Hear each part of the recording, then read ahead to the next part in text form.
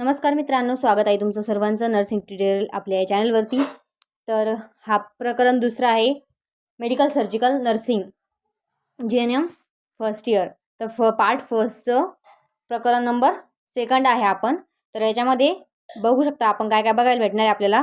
Health assessment, मार्गदर्शन आणि सूचना, आरोग्याच्या माहितीतील घटक, बायोग्राफिक, डेमोग्राफिक आणि सध्याच्या तक्रारी, पूर्व इतिहास, कुटुंबिक, मानसिक आणि सामाजिक, म्हणजे सर्व इतिहास बघायचा आपला। आणि शारीरिक संस्थांचे पुनरावलोकन करायचं आहे। ज्या संस्था आपण फर्स्ट इयरला शिकलो त्याचं आपल्याला पुनरावलोकन करायचं आहे, रिव्हिजन मारायचं आहे। त्याच्यानंतर येतं शारीरिक तपासणी आणि रोग निदानात्मक तपासणी।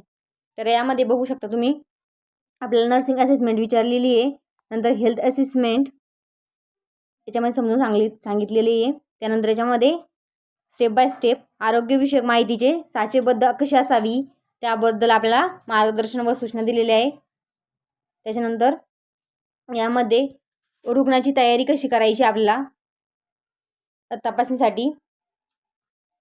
त्याच्यानंतर येतं आपलं आरोग्याच्या माहितीतील घटक, components of the health history, म्हणजे हिस्ट्रीमध्ये घेताना आपण कोणते कोणते घटक महत्त्वाचे आहे ते बघू आपण। चला, तर आरोग्याची माहिती, हेल्थ हिस्ट्री घ्यायची त्यांची, नंतर बायोग्राफिक आणि डेमोग्राफिक माहिती घ्यायची आहे।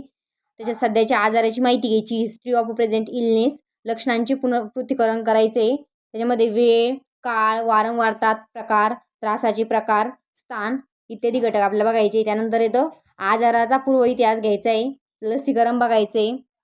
त्यानंतर दवाखान्यात दाखल झालेल्या असलेल्या त्याबद्दल माहिती, म्हणजे ॲडमिट झालेलं असेल तर त्याबद्दल माहिती लिहायची, शस्त्रक्रिया। त्यानंतर गंभीर जखमा किंवा अपघात, ॲलर्जी असेल तर ती। त्यानंतर सध्या चालू असलेल्या औषधांची माहिती, कौटुंबिक इतिहास, मानसिक आणि शारीरिक सामाजिक इतिहास। त्याच्यानंतर वर्तणूक बघायची आहे, सामाजिक घटक बघू आपण। सामाजिक घटक म्हणजे सवयी, जीवनशैली तेच येतं। त्यानंतर धार्मिक सांस्कृतिक माहिती घ्यायची, शारीरिक संस्थांचे पुनरावलोकन करायचे। तर याच्यामध्ये सर्वसाधारण माहिती बघायची त्यांची, आहार बघायचा, वजन बघायचं त्यांचं। त्यानंतर रक्तसंबंधी माहिती, एंडोक्रायनल सिस्टम ज्या आपल्या सिस्टम असतात त्या बघायच्या, शारीरिक तपासणी। तर हे फिजिकल एक्झामिनेशन हे विचारलं जातं पेपरला 5 मार्काला। तर मग हे बघा, त्याच्यामध्ये शारीरिक तपासणी कशी करायची, जे उद्देश काय काय आहे, त्याचबरोबर प्रकार, सर्वसाधारण निरीक्षण करायचं। मग निरीक्षणानंतर डोक्याची तपासणी करायची। त्यानंतर चेहऱ्यावरील भाव, संवेदना हे ऑब्झर्वेशन करायचे, डोळ्याचे निरीक्षण करायचे।